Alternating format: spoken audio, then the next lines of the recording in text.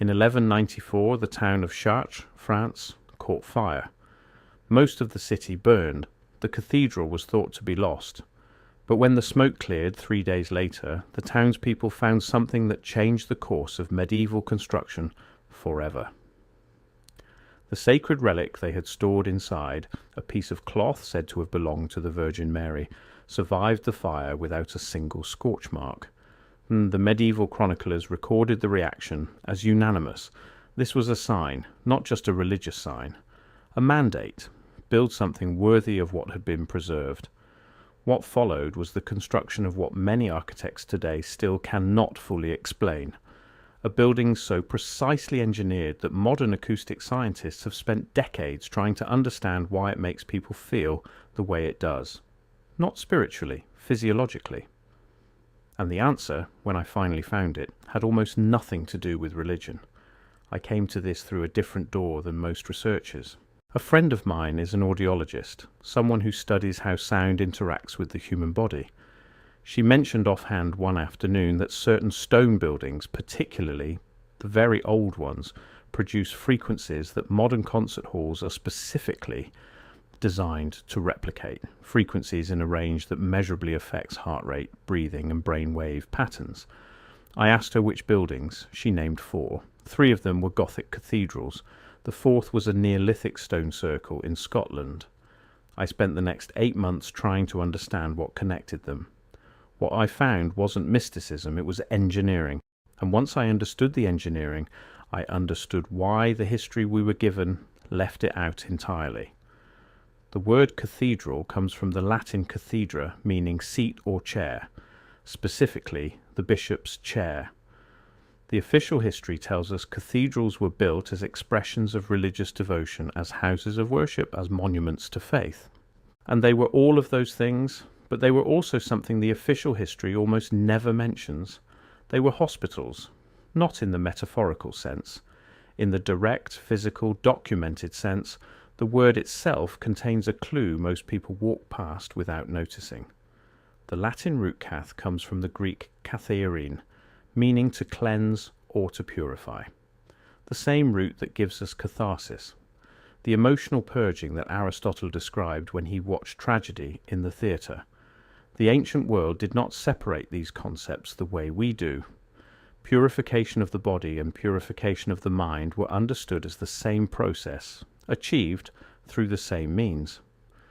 The great Gothic cathedrals of Europe, Notre Dame, Chartres, Cologne, Canterbury, Salisbury, were not built by faith alone. They were built by guilds, and the guilds that built them were not simply stonecutters following a bishop's instructions.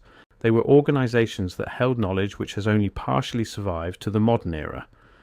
Knowledge about geometry, about acoustics, about the behavior of light through colored glass, and about how these elements combined could produce measurable effects in the human nervous system. The stonemasons who built these structures were called freemasons, free because they worked with freestone, a fine-grained limestone or sandstone that could be cut in any direction, as opposed to the rougher rubble stone used for simpler buildings. But the freedom in that name meant something else too. They moved between cities, between countries, carrying their technical knowledge with them, beholden to no single lord or bishop.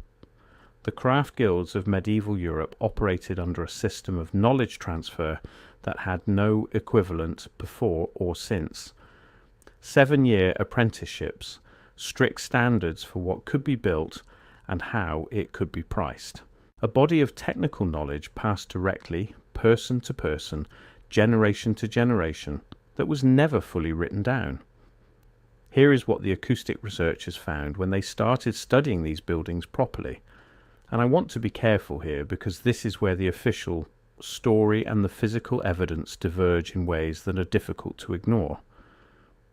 The reverberation time inside Chartres Cathedral, the time it takes for a sound to decay by 60 decibels after the source stops, is approximately 5 seconds. That is not unusual for a large stone building. What is unusual is the frequency distribution of that reverberation. The cathedral doesn't amplify sound equally across all frequencies. It specifically amplifies the range between 40 and 60 Hz. That is a very low frequency, below the range of most musical instruments, felt more than heard. It is also according to neuroscience research published in the last 20 years. The frequency range associated with the theta, state of brain activity, a state associated with deep relaxation, reduced cortisol production, and, in clinical settings, pain reduction.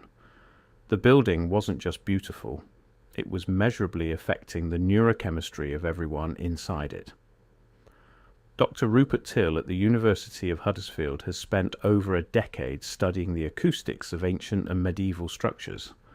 His research on Stonehenge showed that the original stone configuration would have produced standing waves that created what he calls a confusing, disorienting effect, one that ancient peoples likely understood as sacred or transformative. His work on Gothic cathedrals found similar intentional engineering. The flying buttress, which every architecture student learns was invented to allow thinner walls and larger windows, also functions as an acoustic deflector, channeling sound waves back into the interior in ways that create the specific frequency profile these buildings produce.